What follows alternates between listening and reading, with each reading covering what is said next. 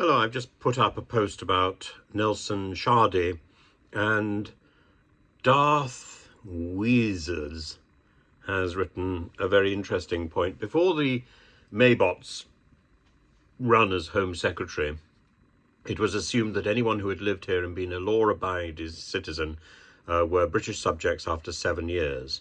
This is what Mr. Shardey would have been told. This is why Mr. Shardey was issued a national insurance number and was allowed to work and pay taxes. The man has paid his dues. He deserves to be treated as anyone born on the island. Mr. Shardey deserves better. He deserves to be able to enjoy his retirement in peace and without worry. This disgusting and inhumane treatment is not just disgusting, it is evil, pure and simple evil. Well, the law changed. The law has changed at various times, but the main law is the 1981 law, I think, which before 1981, I think people would have been required to, if they wanted to go through British nationalisation, or what was it? To be recognised as British nationals anyway, to naturalise, that's it, naturalise as British citizens.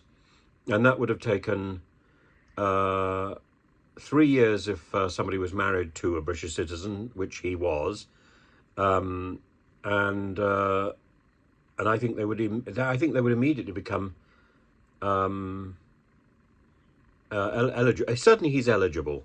Certainly he was eligible for that in the 1980s because he was here then and he was married to a British partner. And his children presumably were born before 1983, so they automatically became British citizens or British subjects.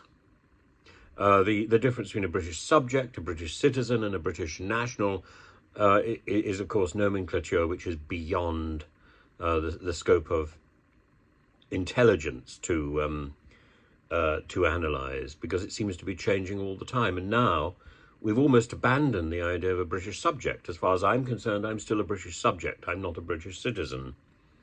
But somebody certainly who comes into the country and takes the citizenship test and processes through that way to a right to remain in this country becomes a British citizen, not a British national, as far as I know, or not a British subject. And now we talk about British citizens, and the wording in the passport seems to have changed dramatically. But I think this man has been caught in a trap, and I think Theresa May was definitely one of the people who was instrumental in devising that trap. And she's also, of course, directly implicated in the Windrush scandal. And I think, frankly, given the amount of time that he's here, he is almost an honorary member of the Windrush family. It is, as you say, not just disgusting, it is evil, and it is wrong.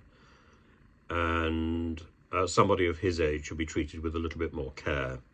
And it's now appropriate, I think, for Rishi Sunak, or indeed the King, to step in and make a clear pronouncement that this is something that shouldn't be pursued.